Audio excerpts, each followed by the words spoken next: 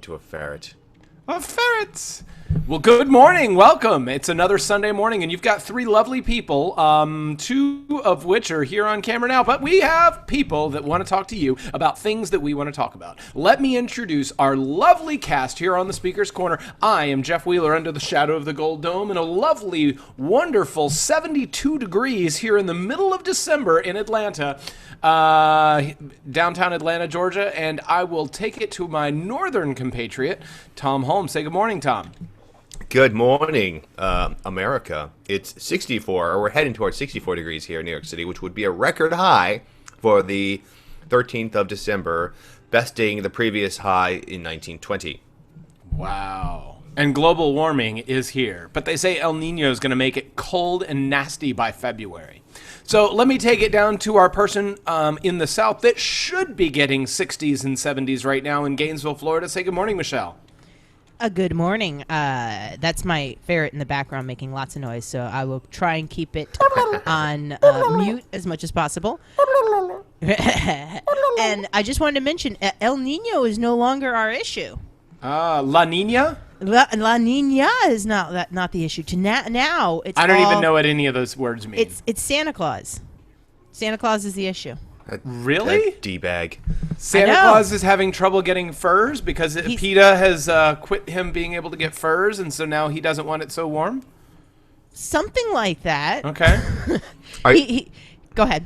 Are you saying like that? I don't know much about it, but I saw that they were saying that the polar vortex is actually causing a lot of the warmer weather that we're currently experiencing. I guess because it's sucking up. Yeah. So, damn you, polar vortex. Polar vortex. But nice to see you guys this morning. I feel like that's a video game thing that we should watch out for. Speaking of video game news, Contra is releasing figurines of the two Contra figures. The guy in the blue pants and the guy in the red pants, they are actually having physical figures. That's pretty cool. Was that Namco? That's right. Was that an Namco game? I don't... or Midway. That was a Midway game, I think. NECA. Or Acclaim, Midway Acclaim. Don't know. Oh, good Lord. We'll figure out later. Don't know. In the show notes. It will certainly be in the show notes.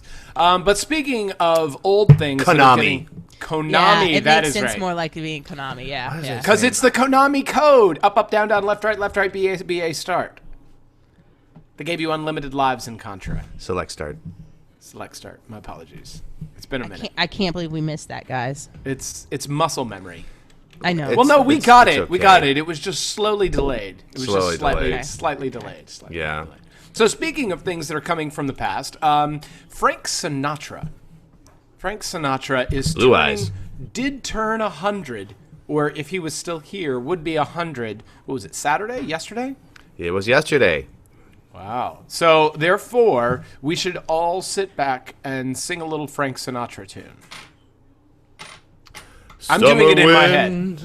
Oh, not openly. On the sunny side of the street. Now I will. So I gave my gifted teacher a gift one Christmas of an ornament that sang My Way. Well, I was like, I don't know, 10 at that point. I don't think I understood what that song was about. Mm-hmm. But I handed it off to my gifted teacher, and she took it, and she kind of smiled. Now that I think about it, that song's a little... well, I know you, Tom, have something to say about that, probably. Oh, you saw my post from yesterday. What? Please share. I have not been able to think about it since then. But so yesterday on This American Life, they were, and I gotta make sure I get it right. Let me go to my profile so I can say. There was this. They ran an older piece that they'd done from a few years ago, actually in the '90s, on Frank Sinatra. So they were running it again this time. And so they had Sarah Vowell on it. And if you don't know who Sarah Vowell is, you're missing out. She's a writer. Partly Cloudy Patriot was one of her first books. She's wonderful. And very acerbic in her wit and humor. You've probably seen her on The Daily Show a few times. So she wrote, "The only way my way has ever worked is if the person singing it is dumber than the song, which is why the only successful rendition of it was perpetrated by Sid Vicious." I totally agree. Frank, and Elvis for that matter, was always too complicated, too full of rhythmic freedom to settle into the song's simplistic selfishness. My Way pretends to speak up for self-possession and personal vision when really it only calls forth the temper tantrums of 2-year-olds. Or perhaps the last word spoken to Eva Braun. Yeah. I died on the couch. And ever since then, it's the only thing I could think of. And suddenly I went and did laundry, and I was like in and out of the apartment for a couple of hours. And then I suddenly turned to Kate, and I was like, you know what? I have not been able to think about anything else but that song now. And I'm like, that song does kind of suck. I never realized it. Sometimes when you really get into the lyrics of a song, you realize how different it is than you always thought it was when you just kind of heard it on the radio or whatever, you know? Mm-hmm. Just like the Baby It's Cold Outside song.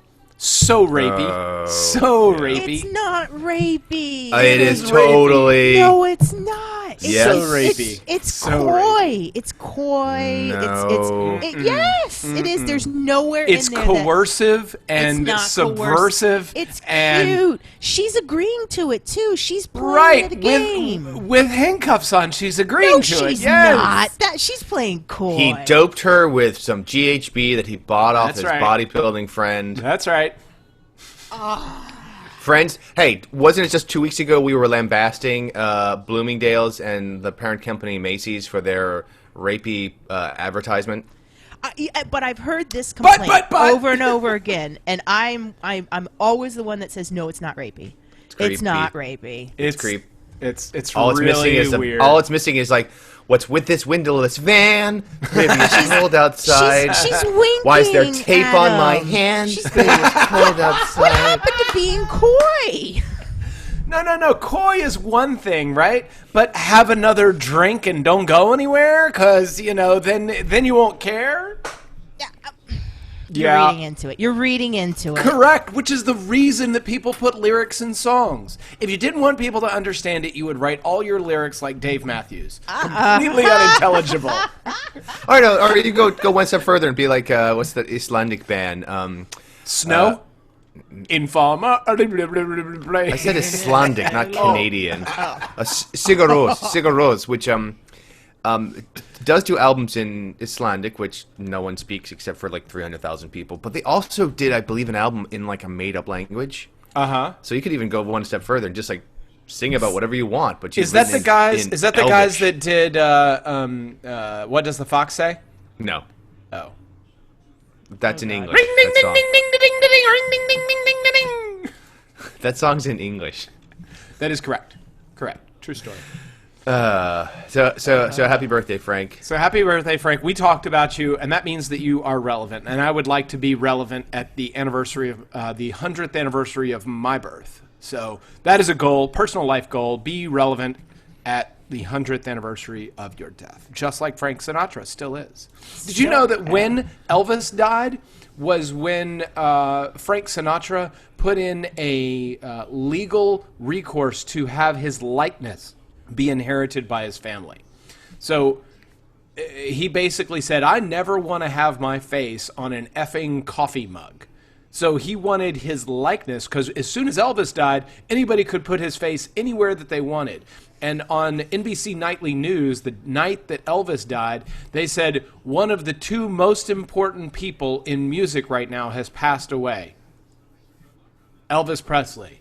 The other being Frank Sinatra. And so that they literally said that when they announced the death of Elvis Presley on like NBC Nightly News or ABC Nightly News or whatever. And so it was like a wake-up call to him. Hey, take care of your estate, because, you do some crazy Or stuff. someone's going to take care of it for you. That's right. You're going to end up on every piece of tchotchke you can imagine. So When does a this will be like, this is research for us to discuss, because can a person pass into the public domain? when does a person's likeness pass into a public domain? Can it?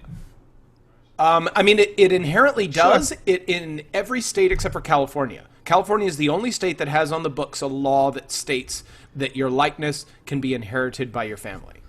So if you are a resident of California, why? Because all of the new movie stars are there. Yep, Hollywood. Hollywood. Good morning, does it Frank. just mean you can't? Good morning, Frank. Hey guys. Does that mean you just can't make stuff in California with a likeness, or you can?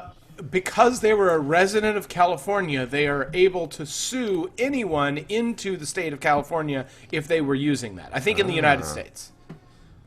Interesting. What was that? Did someone score a touchdown, Michelle? No. I'm going back to the baby. It's cold outside. Mm-hmm. I just wanted to say it was part of a musical. What's in this drink? What's in this drink? It was part of a comedy Ricardo musical. Montalban. With Ricardo Montalban. You have to put it in. You take it out of context, and yes, that's all I gotta say. Well, okay. but Yeah, and how have many you seen people the have musical? I have seen the musical, and the scene is a little bit aggressive. It is aggressive, but it's supposed. You've got to consider the time period too. Don't get me wrong. I love the song. I just feel guilty for liking it every single time. I don't feel guilty for liking old musicals. I will tell you, to say. There is a version of Baby It's Cold Outside that I do kind of like. It's by Tom Wopat and Schneider. Oh, what's this? The two guys from the Dukes of Hazzards. Oh, really? Okay. They sing a version together, and it's pretty funny because they're like it's like the two of them. And it's very kind of. It's actually kind of like it's like just have another beer. I really must. It's really. I highly recommend checking it out. Sorry, I didn't mean to bring it back again. But So I also had to speaking point of this it out. time of year, apparently it has just finished Hanukkah. Was the eighth night just recently? Yes, and I think Adam Sandler made some additions to his Hanukkah song. Oh, did he? I do believe so. Struggling to remain relevant. Zing.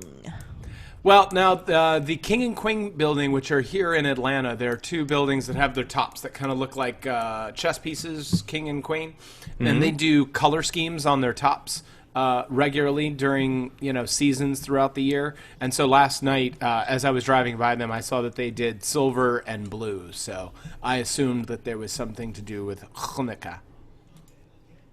That would make sense to me. Yeah. It was the last day of Hanukkah. Yeah, It is. yesterday.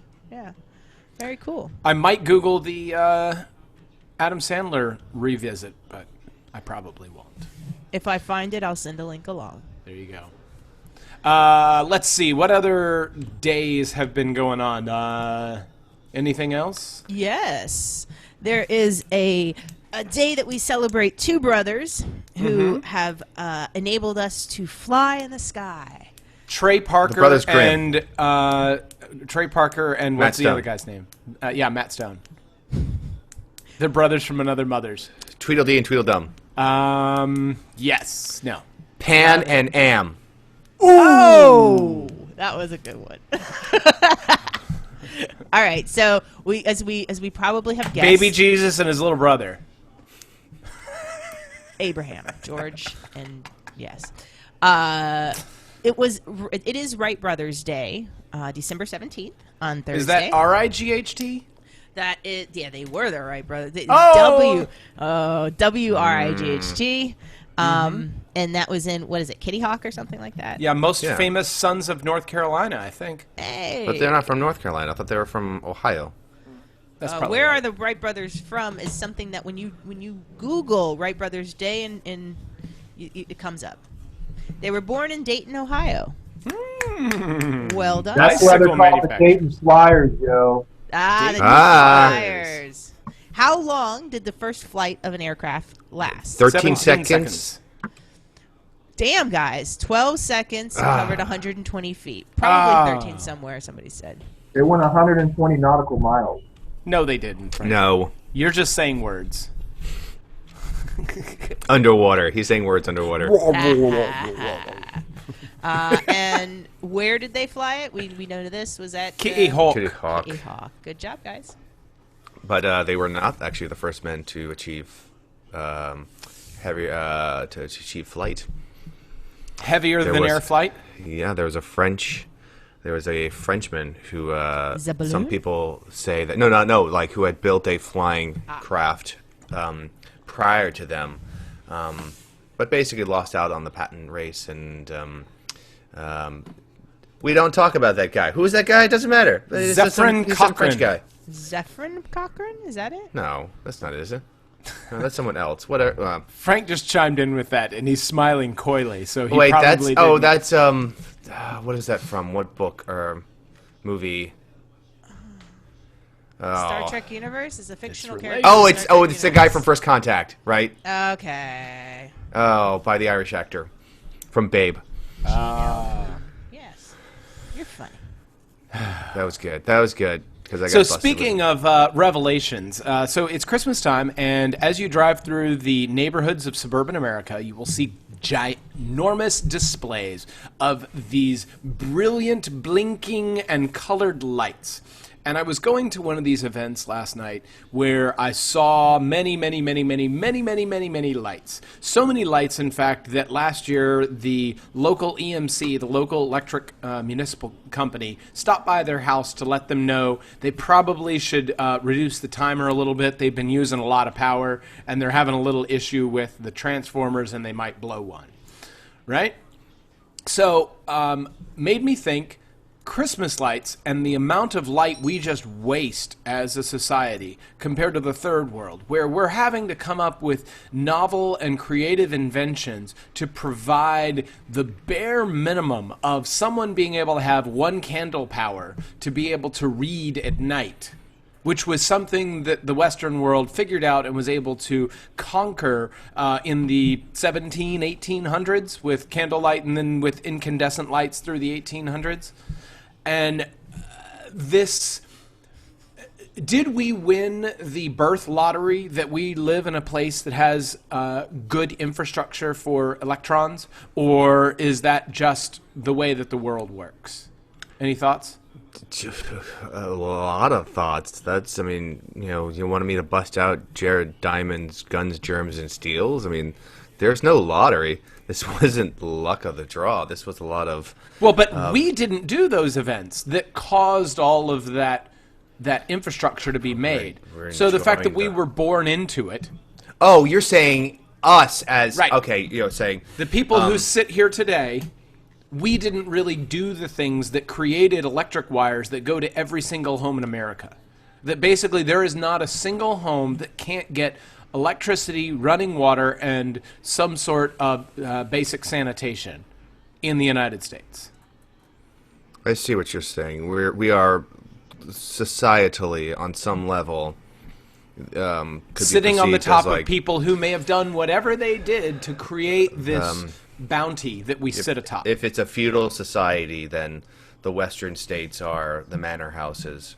Right. Where everything comes to. That is, we still are in a, not even a post-mercantile system. It is still on some level, a mercantile economy. And Western states kind of sit on the top of that. I love the verbiage you use, Tom. It just kind of warms my little, that little subcockle area in my brain. I don't think look at you with your words too. Mercantile economy that I speak of in regular conversations. One of the reasons that I tune in every Sunday is to expand my vocabulary. Things that I don't even think of using, right? The words that have fallen off of my regular... You turn in just to hear my underwater microphone. That is true, Frank. I look for your underwater microphone. Did you literally drop it in a glass of water? But he froze in the middle of giving us a thumbs up, which is hilarious. Ziggy's not frozen. Ziggy's ready to thaw the ice. I was just trying to. Are we feeling guilty? Is it a collective guilt that you're feeling, or? I don't really have much in the way of guilt. I really I lack that feeling in my vocabulary generally, but I feel that I should be glad in the fact that those things exist for me, and I shouldn't overlook the fact that they exist. Does that make sense? Yeah. I should have some respect from the fact that I am sitting atop a mountain that was built with blood, sweat, and tears from many people before me, and that I am much higher because of all of that effort than many other people in society in certain ways. But I think that for me is the way it should work. Right? So, correct, and I'm agreeing with you that you should feel grateful. Not everybody does, but isn't that what the past people are setting I'm setting now the foundation for those that are going to take the internet and do more things with it. So I guess I'd feel more emotion towards the people that did nothing. And I guess you've come to a good point, is instead of us sitting atop that hill and saying, oh, look at all this great view that we have, we should take the fact that we are up there and promulgate whatever we can do to contribute to the spreading of that hill and putting more people higher than they were before. Yes, Right? exactly. Like John Adams. Are you discussing redistribution of wealth, Jeff? No. I'm so proud of you. This is such a watershed moment. I'm going to start crying. No! We can end the show right now. This is so wonderful. Cockles of my heart. Someone delete whatever it was that I said that made Tom believe that. Someone delete it immediately. But I am the kind who feels like we should share knowledge that others can utilize to make things better, right? So if all you were to do was just run, say, a Wikipedia page on something that you were an expert on and promulgate that information publicly and freely so that anyone who has, yes, it's a first world contraption to read the internet, but it's getting closer to not being that, but you can promulgate information so that whatever you've acquired from being on top of this hill is just, the hill is just a little bit wider. Not that you are redistributing, you're reducing the top of the hill in order to get the sides higher, but you're actually putting something else on top of it so that it raises everyone else up. God. Now you're going to trickle down. If the water raises, it'll raise all boats. I must study politics and war, that my sons may have liberty to study mathematics and philosophy. My sons ought to study mathematics and philosophy, geography, natural history, naval architecture, navigation, commerce, and agriculture in order to give their children a right to study painting, poetry, music, architecture, statuary, tapestry, and porcelain. Who is that from? Clausewitz? No. John Adams. John Adams. Very good. Yeah, one of my favorite quotes, but I think it speaks to what you're saying. So, Tom, my concept is that if I sit here and have this plethora in bounty, right, and I figure something out, or I am an expert in something, I should make certain parts of my knowledge and ability freely available. Like, I recently started a phone project at work where I was building out a phone system, right, for our corporate phone stuff. And so instead of just learning how to do it myself, right, and holding on to that information and doing my own thing, I've been attempting to flesh out the Wikipedia page that is there for this particular free and open source project. That no one else has given the time or energy to really flesh out the Wikipedia page. There's a lot of information that exists, but nobody's really documented it well. And I hate documentation, but I would rather give out the knowledge that I had to hard earn, because it wasn't there for me to just read it and find out what was going on, but it needed to be fleshed out and more and explained in a better way. And if all I can do to make that mound just a little higher and a little bit wider is to put out a little bit of information, it doesn't cost me anything. So I'm not, except for my time, and it could make somebody else's efforts and interest that much more valuable. I think and I say this, and I love you, man, I'm not attacking you, but I think you believe you are being super altruistic, but I don't think in the end you are. I think it's really easy to talk in terms of sharing knowledge or anything that's going to be like, because it's like, I will help others lift their boats, but my boat ain't going down anymore. Or I think that gets into that's where, I have a problem with that, because then ultimately you're really throwing sops to people. You're not really doing enough to rectify several centuries, if not millennia, of a broken system. And I guess my challenge is I'm not here to get rid of discrepancy, because to a certain extent, may it be wrong, may it be right, I believe that discrepancy is natural in the human. Of course, because you're human experience. Because you're on this side of the discrepancy. If you're on this side of the discrepancy, it's wholly unnatural. So. Okay. Huh?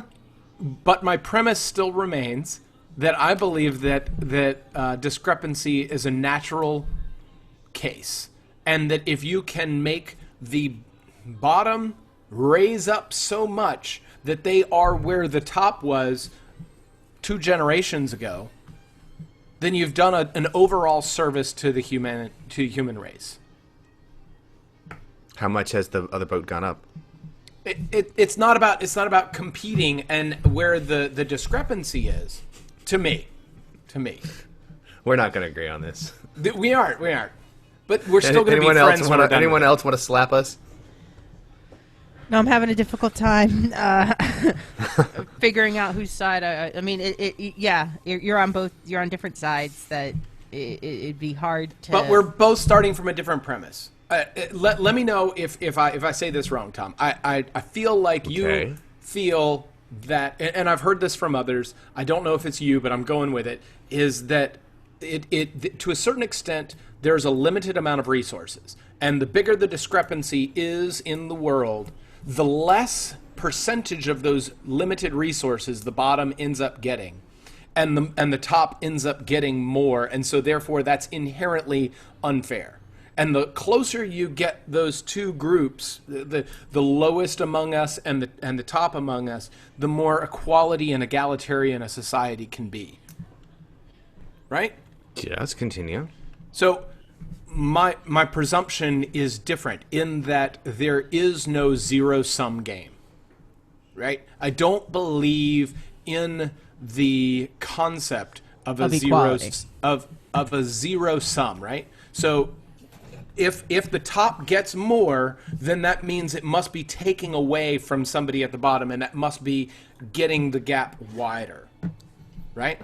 And so therefore, I believe that you can raise both groups simultaneously, right? And they both end up with a better quality of life. And if that's the case, then the discrepancy doesn't matter. It's irrelevant. Because I'm not sure they both end up with a better quality of life there. I think that's where you lose me with your logic. Okay. Is that I think that if you raise these people up to the level that the other people were at, the other people have figured out ways now to use these people at this level in more creative and productive. Productive ways, yes. So it can be productive, or, I mean, it's productive for the people at the top who are doing other things, but it may not be productive for these people still. Now, they may have internet now, but now they're like slaves to whatever, because now they have internet. That's not... So would you say that the average worker in America who now seems to sit behind a desk and look at a computer screen and has their biggest danger at work in ergonomics is not at a better situation than they were 100 years ago? Is that's not the average American worker, though? Oh, it's not? No, we I are go to still predominantly a McDonald's service every day. economy. We are a service economy here. So the average American worker that you run in circles with, I don't disbelieve that. But the again, average American worker 100 years ago would be manufacturing something. And no, we no actually, longer- would agrarian still. Okay. 100 years ago, probably still agrarian. Really? Yeah, I don't know the full numbers, but you have to realize, again, industrialization gets all the attention, but the reality is that was in those industrial areas of the country, not across the country. I imagine we can look at the numbers. Yep. But you're a better historian than I am. Through the 19th century, this was still a largely agrarian-based Even under economy. FDR, most farms didn't have electricity, even in the 1930s and late 30s, 40s. Ah, that's interesting. Now, was the bulk of our GDP probably by that time coming from industry? Obviously. But I Right. still think the large majority of workers were probably... The large majority of the populace was still... Not until you get the Great Northern Migration, Which was when? Was that in the teens Approximately. and 20s? Okay. Oh shit! I'm like getting exposed as the historian. You should know. I think your philosophy is inherently incorrect because you don't have a baseline, and your baseline is a variable, so it's always changing. And that's the concept I'm going to, is that there is no stable baseline. So you can't assume anything to be the same from one point to the next. And so since you can't assume that the baseline is anything, right, that it's ever stable, then you can't say that one is winning more or one is winning less.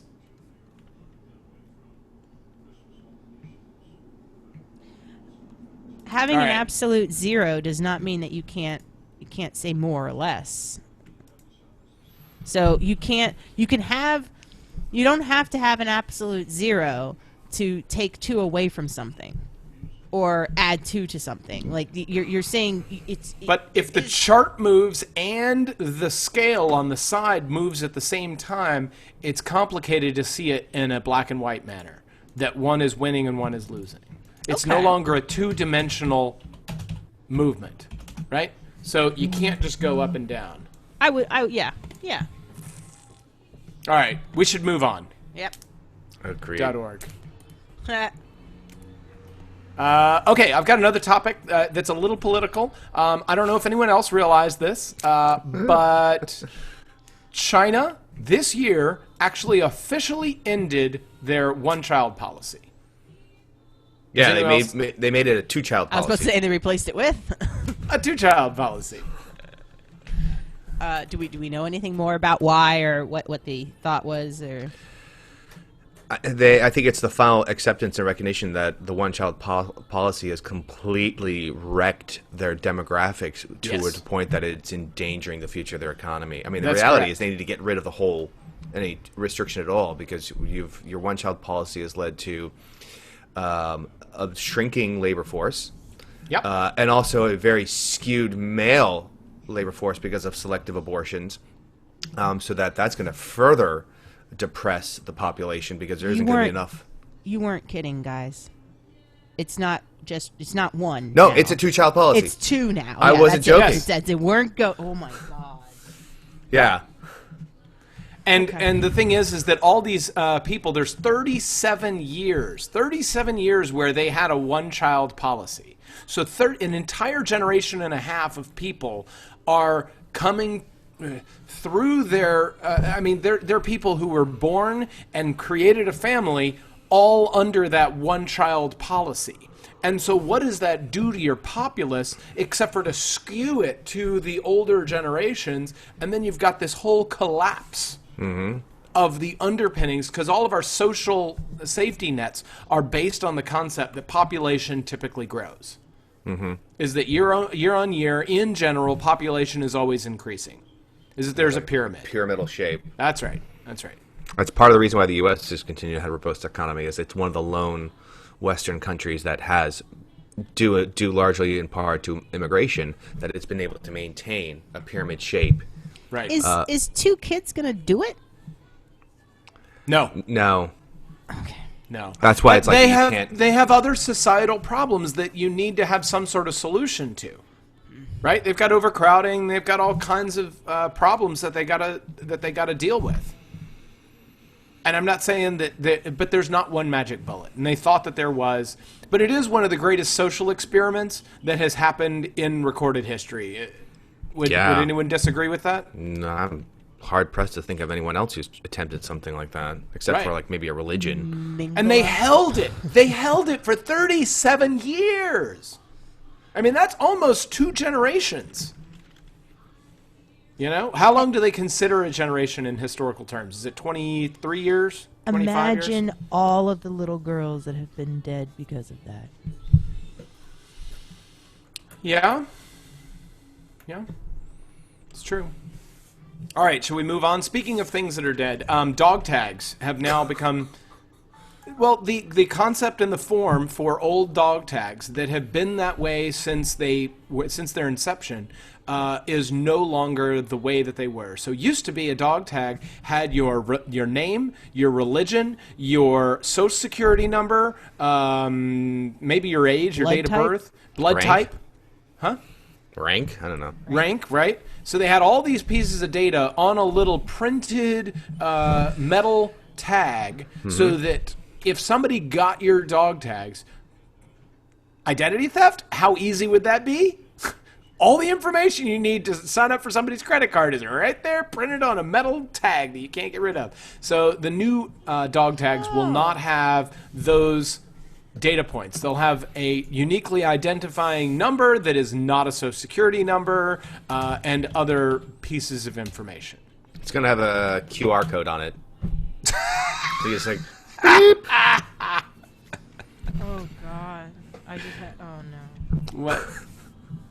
No, I'm just imagining medics in the field and using their cell phones To read a QR code. Yeah, just. Oh my The app isn't working. Have you? Can somebody reboot the Wi-Fi router? Because I can't scan this guy's dog tags. Oh, okay. Fascinating. That is, yeah, it's fascinating. That is fascinating. I thought you were saying they're getting rid of them entirely, like it was all going to be like chip implants in their That's what I thought. neck or something. That would be kind of cool. RFIDs implanted in you. Like it's a retinal scan that you can just like. Speaking of ridiculousness, did you go see Miley Cyrus last night, Tom? She was in New York at Terminal 5 on Saturday night. Yes, No, Tom. Did you I see went- Miley Cyrus? I went to something even whiter. I went to go see Prairie Home Companion. I did not go see. Miley Cyrus. Wow! How was it? How was it? It was great. Everyone should go. And if you don't like it, there's something wrong with you, and you hate America. That's I'm just kidding. correct. I'm just kidding. Here I totally in recognize. where all the women are good looking, or wait, where all the women are strong and the men are good looking, men are and all the children are above average. Yes. Hey, you know, it's some people like mayonnaise, and then some people like me like lots and lots of mayonnaise on white bread with some Kraft single cheese And turkey. and dry turkey on it. Dry So, and that's what little slice Americana. And the one so. private investigator that is always there. Guy Noir. So yeah, no Miley Cyrus. Yeah, sorry. Frank Although I Combs, did G-Chat, see Miley Cyrus on the Bill Murray, A Very Murray Christmas. If you haven't watched that special Yay or yet, nay? I liked it. I A Very enjoyed Murray it. Christmas? Yeah, I've had some people who kind of were like, didn't like it, but so far most of the people I know have liked it.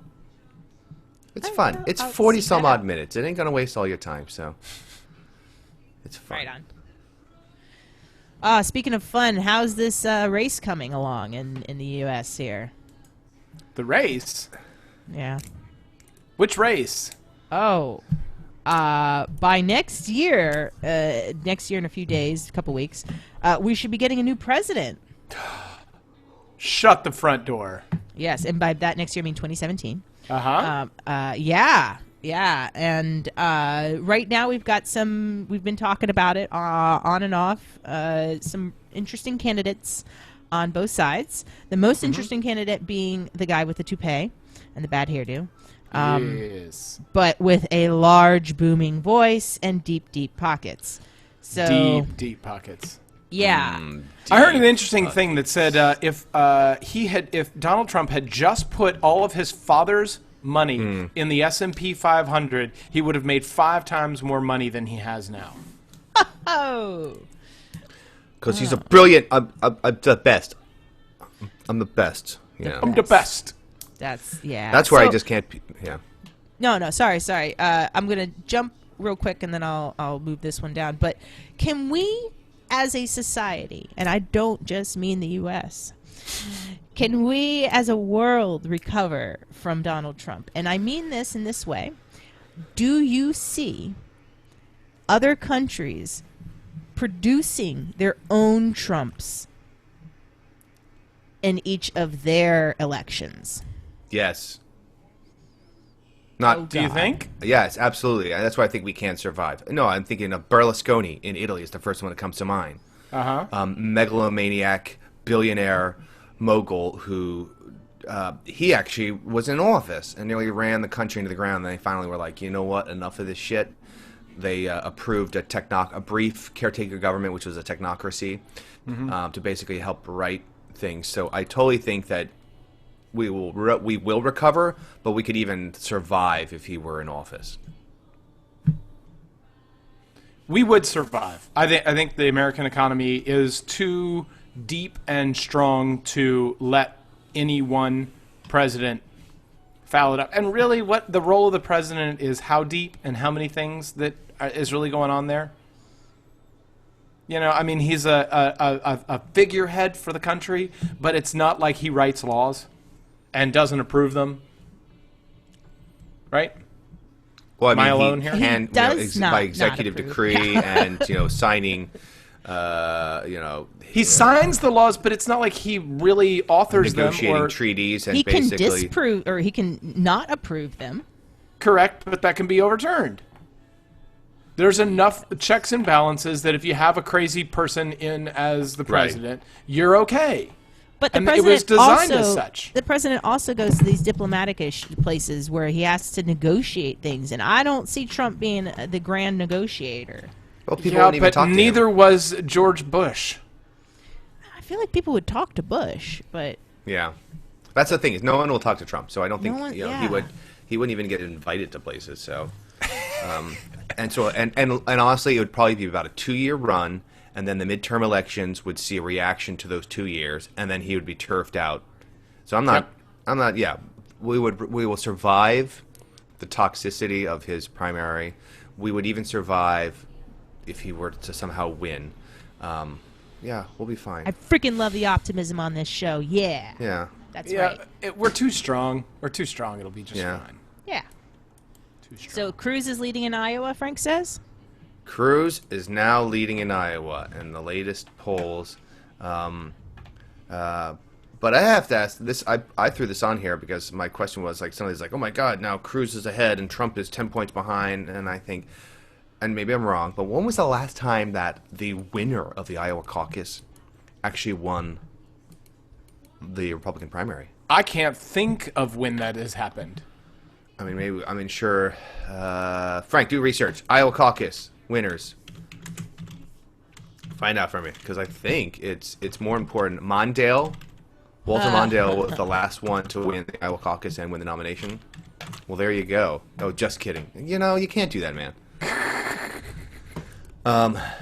Because I honestly right. don't think it's. You found a list? Past winners. Gerald Ford in 1976. Okay. But he didn't win the presidency. George H.W. Bush in 1980. But Okay. he didn't win the election. Ronald Yeah. Reagan won the presidency in 1984, but he was unopposed. Yeah, he's an He incumbent. was unopposed. Yeah.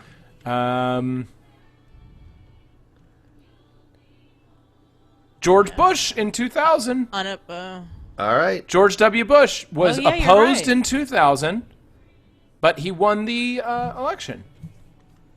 Yes. And Barack Obama won it in 2008. I'm sticking with the Republican primary. Let's stick with the Republican. So the last one on that side was 2000? Yep. Yep. Okay, so 2008. So 2008, 2012.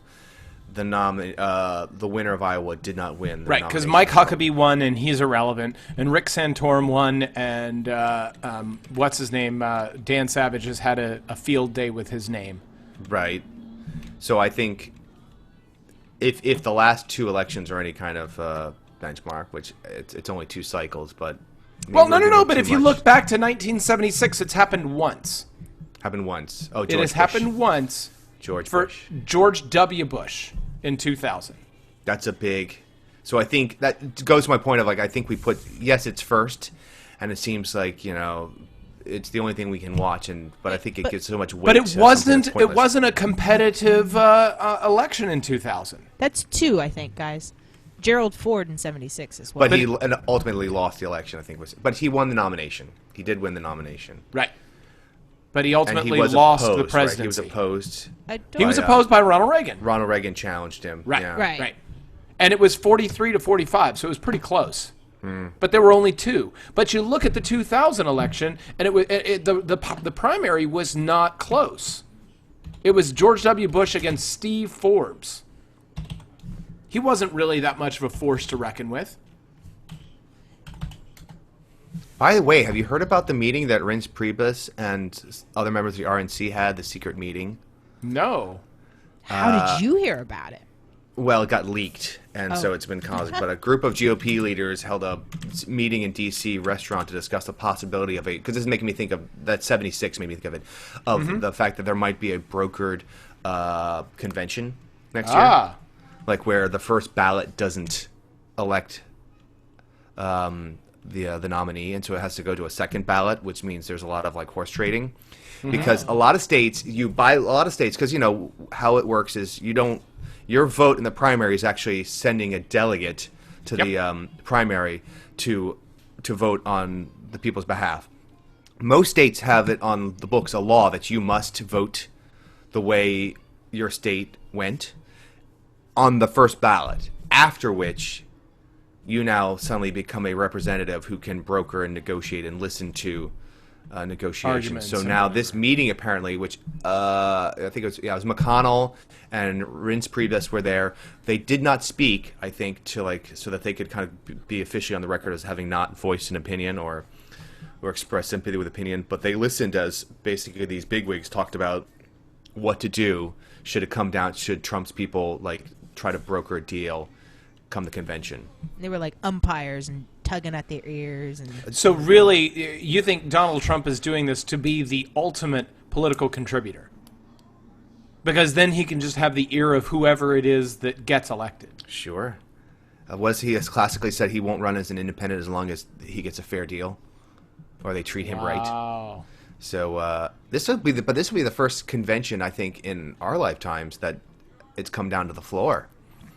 Because I think it has to go back to 76, because I'm not aware of another one that went to the convention without a clear winner for the nomination.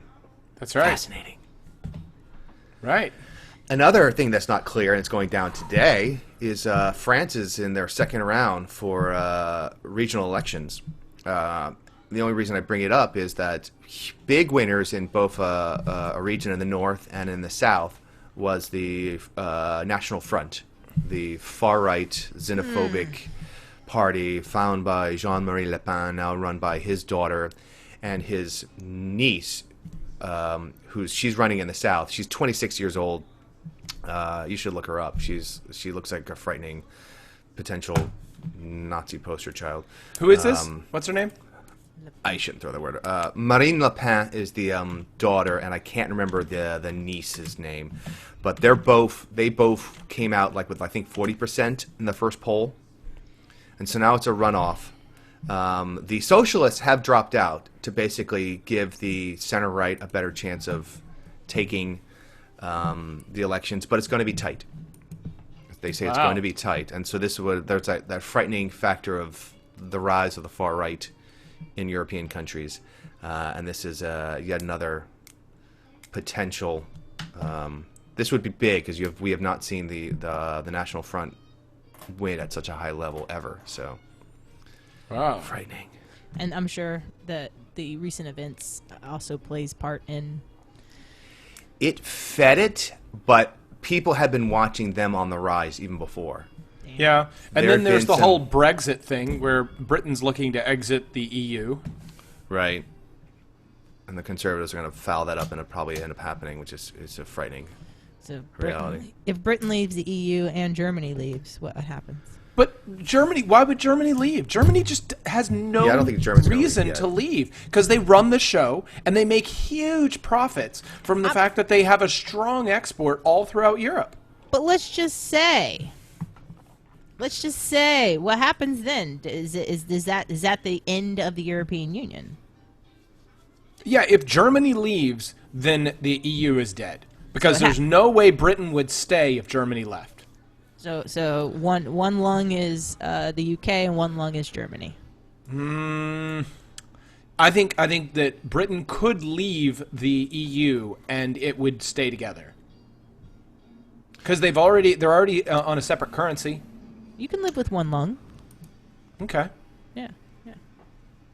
But if Germany leaves, then the whole thing falls apart. Okay. That was going to be my next question. Good one, Jeff.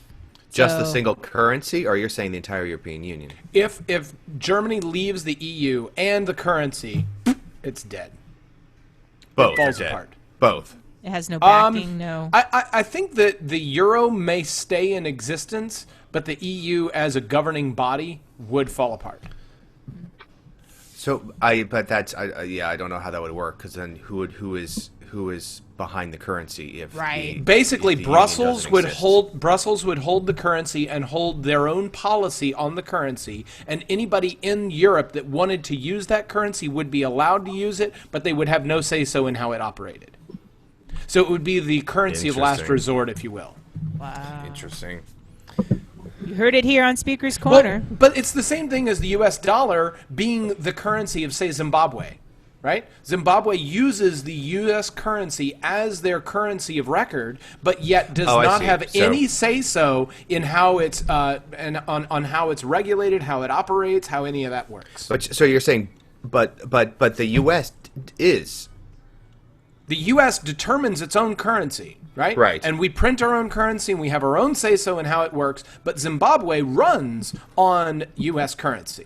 And we have the government apparatus in place to basically look over the currency and try to keep inflation. And I think Brussels would hold on to the euro, right? So Brussels would become the Fed for Europe. Correct. All right, that's really weird. And yeah, if that happens, you heard it here first, folks. I've never heard this theory. I love when we come up with new theories. Tom's literally blown away. He doesn't know how to tear it apart yet. I think we come up with new theories because we're always looking to look at things on our DVR. Is that what it is? You're throwing it right to the DVR. So I've been watching this show called Suits. Anybody else watch Suits? Suits. I wear swimsuits. Yeah, okay. It's about lawyers. Okay. But just think it's really, really, really well done. And I binge watched it. I had a few days off last week, and I binge watched the entire first season, 45 minutes an episode, 10 episodes, 12 episodes, whatever it was. And, what kind of lawyers? So there's one who is the closer, where he is the guy who calls everybody out on their BS. He's the guy who plays a little bit of bluff cards from time to time, and he's that kind of lawyer. Pretty smart, pretty capable, but knows how to play the game in lawyer world. And then there is a young guy who is his associate lawyer, who's the brilliant, can absorb any information and regurgitate it on command, and has no idea how the game is played. And then there's the off play of those two people in the legal goings on of. And where'd you catch it? I caught it. Actually, pulled it up on my new Amazon Fire Stick. Ooh. I got the Amazon Fire Stick just so that I can watch The Man in the High Castle, and it's a good device. $24 on special. It was a good device. Go. I have a question for you, Jeff. Yeah. How do you binge watch? I was watching on the Amazon Fire Stick, and it has a great, fantastic Nexter, right? So while it's rolling credits, it makes a little window right about in the picture that says, play button. When you're ready to play the next one, just hit enter, right? And it automatically plays the next episode. So Amazon has a native application in their stick, as opposed to it being run on your phones, which was what the Chrome stick would have. Is that correct? So the Chromecast runs, basically takes pushed URLs and runs them on the Chromecast, but doesn't have much in the way of interface to it, right? Right. The Fire Stick has Android underneath, and then it has a skin which basically grabs media content and games that you download from the Amazon store. But the point that I got it for is it's great at playing Amazon Prime Video. So it was a device just specifically to get any Amazon Prime Video that I get. The reason why I bring those points up is because then it doesn't between it and a Roku, it wouldn't matter. But the fact that it's running Android and it has that layer over it, that's what makes it different than a Chromecast. That's what makes it different than a Roku. Yep. Well, it's similar to a Roku, and the Roku has an operating system and has an interface that you can deal with. So it's similar to a Roku, but it was $24 and does 1080p video. Doesn't have as many apps as a Roku, but it was also very small and the size of a stick that sticks in the back of a TV. So yeah, I went with exactly. It. Yeah, exactly. and it's got a good interface for nexting on TV. So if you get a chance, Suits is good. And the Amazon stick. Cool. Mm-hmm. All right, things that piss Tom off that probably shouldn't piss Tom off. Yeah, it's besides this conversation today. Oh, that pisses me off. No, it's something that we all are near and dear to us, and I was actually talking about it on Friday with people, and so it's something that maybe it should piss me off. Increasingly, I'm contemplating giving up football because I just find enough things that just frustrate me, annoy me, that I just kind of feel like I don't want to contribute to it anymore. And one of the more recent things was most of it's been leveled towards the NFL, but also the NCAA and college football has also received my ire for many things. But the most recent one was college football, and it was the Heisman, and specifically the fact that the kind of game being played by the machine that is ESPN when it comes to the Heisman, specifically the quarterback from Navy, where ESPN had some kind of the people's poll where they could vote, and eventually that would lead to a vote for a candidate or something. And so not only on the ballot but running strong, I think in first place, was the quarterback from Navy, who was running strong, having a great career. He actually has the most scores of any Division I player right now. I think at 85 scores. Was on track to be the first quarterback in history to sweep Army and win 4 times in a row. Wow. Mysteriously, come one week, he disappeared from the ballot on ESPN.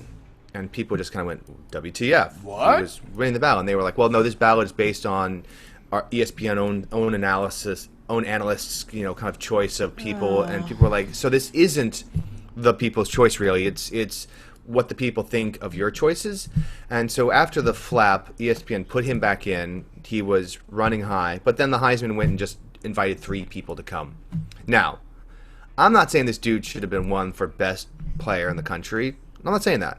But I am saying, first off, you only invited 3 people, and you had the opportunity to invite a guy who was playing that day in Philadelphia, have him get helicoptered from Philadelphia to New York, probably showing up in his dress blues, to at least be in the audience, and place 4th or 5th, and then get to be interviewed and talk about where he's going, what ship he's planning to be deployed on. And you don't do that. And plus, this is an award that if you read the Bible, first of all, also the Heisman is bullshit because it's supposed to be the best. It defines itself as the best player in who exemplifies the best on the field and integrity. Well, obviously, we can delete the integrity thing because that's bullshit now. Because that hasn't been relevant for 40 years. No.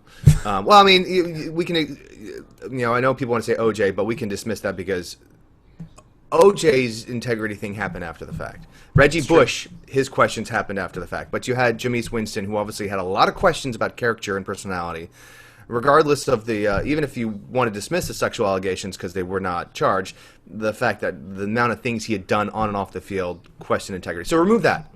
Also remove this, not the best player, because it's obviously not, it's the best offensive player, and it's the best skill position offensive player. You aren't going to see an offensive lineman win. Right. It's going to be your receivers, it's going to be running backs, it's quarterback. So stop calling it the best player. The best scoring player, yeah. The best scoring player, period. So so it's a bullshit award.